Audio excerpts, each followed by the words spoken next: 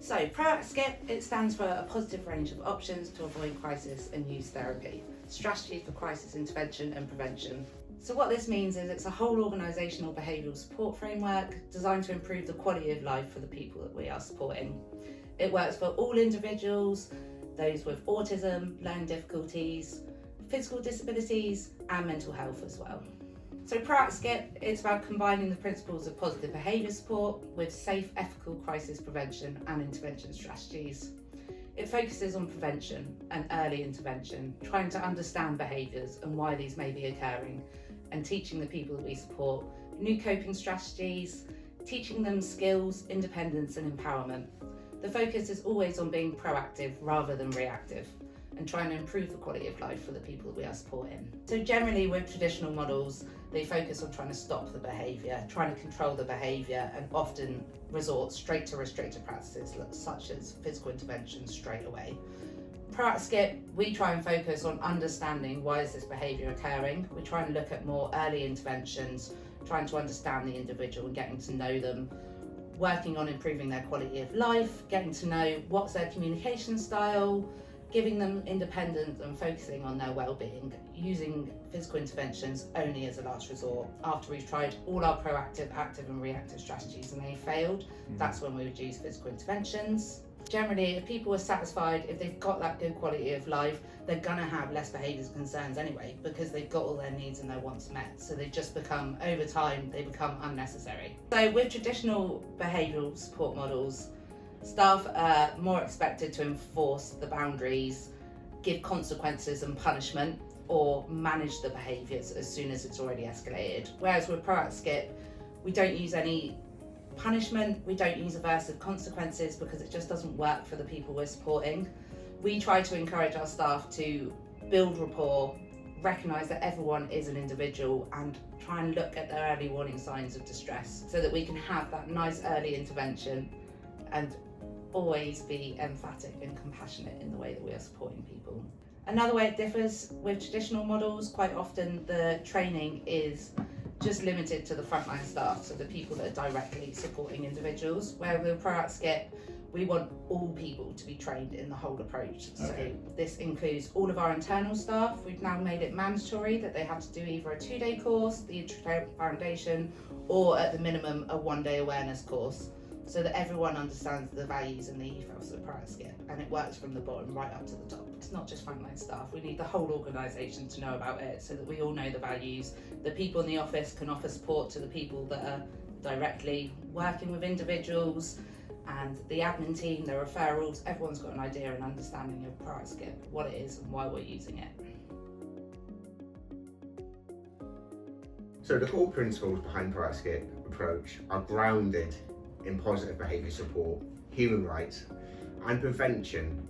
It's about being person-centred and the philosophy of the whole approach. So the philosophy about the whole approach is the organisation, staff and the people we support all working as one.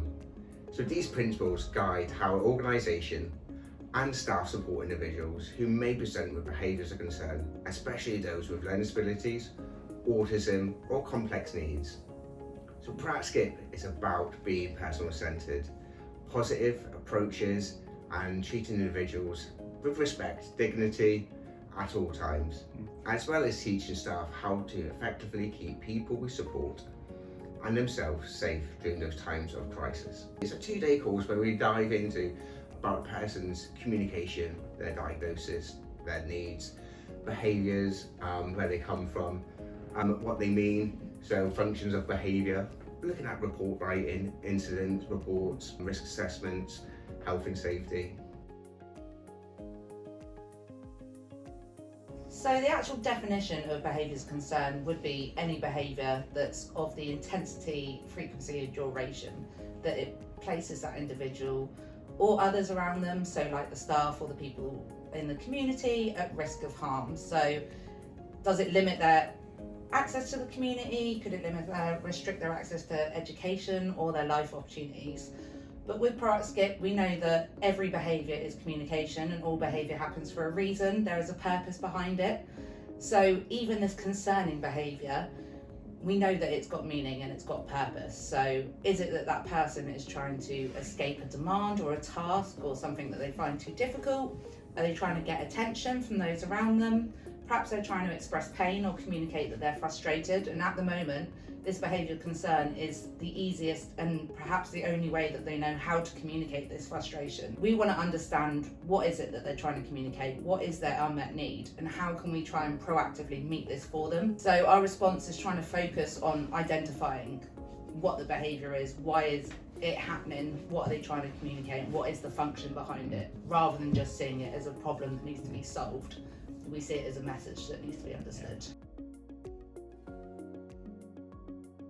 We try and teach that person. It might be teaching them new skills, such as ways to communicate that they want the item or they want a task or an activity to end. We try to teach them more independence, perhaps being able to go and get that item or do the activity by themselves without as much support from staff. Can we change the environment? Can we make sure that that's set up in a way that's more suitable for them? You know, do they have, if they've got sensory overload, can we make sure we're not taking them to busy, crowded places? Do we know what their triggers are so that we can try and reduce them and avoid them where possible, so that these behaviours of concern are less likely to happen in the first place? It's a crucial part of the PROACT-SCIPr framework because we want to reduce persons' restrictions. They want them to have that better quality of life. We want them able to access the community, do activities, tasks that they want to do, not just what we decide for them, what they need to do or they should be doing. So we're looking at them, and it's important about their human rights, because a lot of their human rights are being stripped away for the people that we're supporting. So we want to improve their human rights, looking at their dignity as well, and support them. Reducing restrictive practices, it's about, like, we want to minimise it because it's traumatising for people with support, isn't it? It can cause a lot of trauma, and we don't know what background the person's come from a lot of the times, what has happened to them in the past. So placing hands on for people with support isn't always the best thing to do. It's going to re-traumatise them. They'll remember all the bad things that have happened in the past. And it's also about meeting the national guidelines as well from RN and CQC, and supporting with reducing those practices so people feel empowered and have that better quality of life.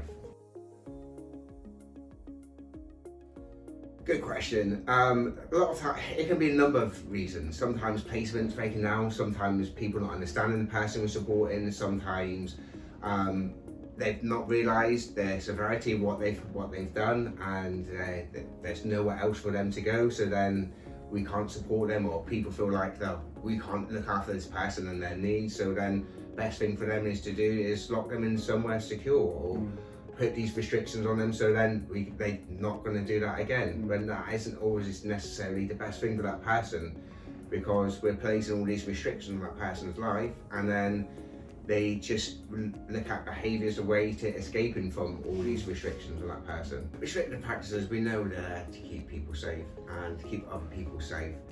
And safety is an essence of part of PROACT-SCIPr as well, but it's about understanding why that person is showing or presenting that behaviour, and making sure that restrictions are right for that person and that behaviour, not just having that blanket restriction of one intervention for everybody. It's about supporting that person, making sure there's right restrictions and minimising those restrictions for people we're supporting, looking at it and what can we do to reduce those restrictions. If it's about supporting staff, how many staff have they got supporting, locked doors, windows, or looking at physical interventions as well for people support, or medication, and how we can reduce those restrictions for that person and improve their quality of life.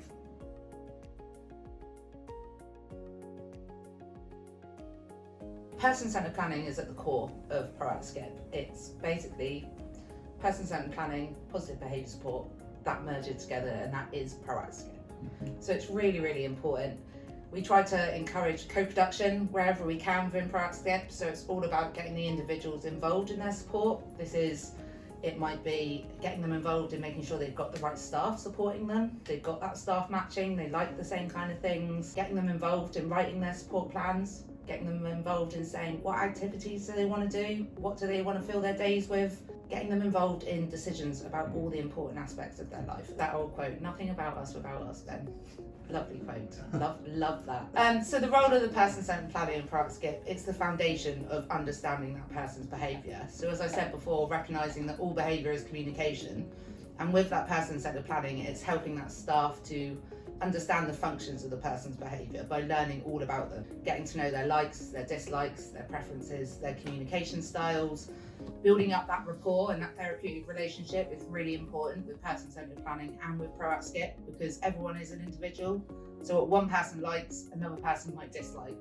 And what one person finds really engaging, someone else might find boring. So it's all about knowing that individual and their preferences, what they enjoy and what's important to them in life.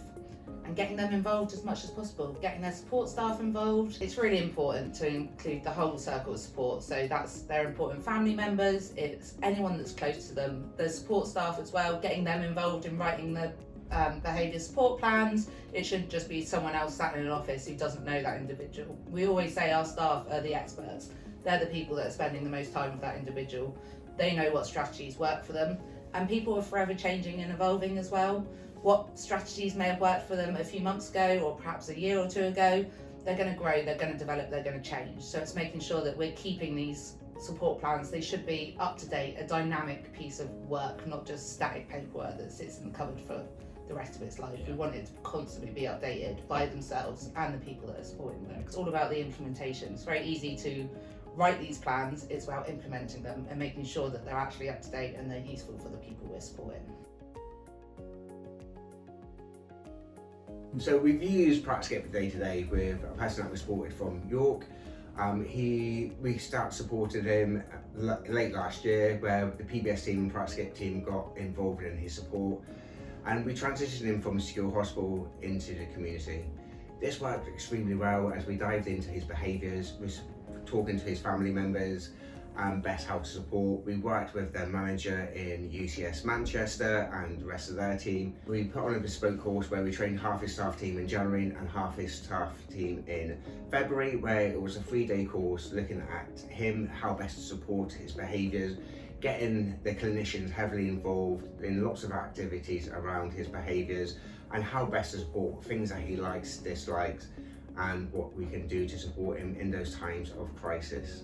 One of our PBS practitioners was heavily involved and he fought very hard looking at reducing the amount of PRN that the person was supporting, as it was a heavy dose of medication. And since then, we've been able to reduce the amount of PRN that he is having, which has improved his quality of life. With the restrictions of him going out, before when he was in secure hospital, he wasn't going out, but now he's been able to go to Old Trafford Stadium, he goes out, visit museums with his staff team. He's able to have that good quality of life and go to shops where he wasn't able to do in the past. In the last provider as well, there were lots of heavy use of physical interventions, and from this year we've been able to keep count of how many interventions, and that has dramatically reduced as well through the training with PROACT-SCIPr and PBS within his staff team.